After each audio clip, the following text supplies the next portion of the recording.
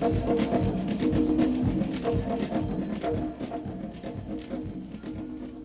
subject of black history is in dispute in some quarters. A man named J.A. Rogers, who was laughed at 20, 30 years ago, not taken seriously at all, is being taken very seriously these days. A new book called Great Black Men of Color has been edited by our guest tonight, Professor John Henrik Clark. Professor Clark, there are some rather startling, to put it mildly, revelations made in the book about certain presumed facts of history that I'm certain will not stick with the general white historical community.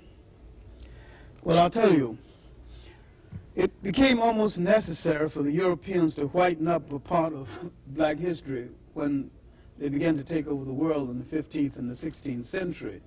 And what Rogers has done is going back and taken a whole lot of the white away and showed you the original black faces of certain people in history. In this two-volume work, World's Great Men of Color, Volume 1 is devoted to the Old World, and Volume 2 is devoted to the New World. The first thing he does is to put Egypt in proper context and to show Egypt and the great personalities of ancient Egypt as black people. And it might be startling, but he reveals that Cleopatra did not look like Elizabeth Taylor and wasn't a white woman at all.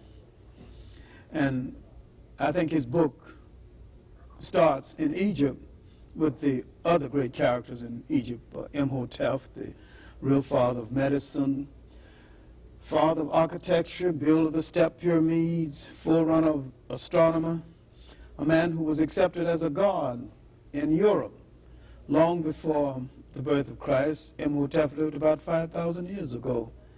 And early Europe accepted quite a few Africans as deities. And Imhotep was one of them.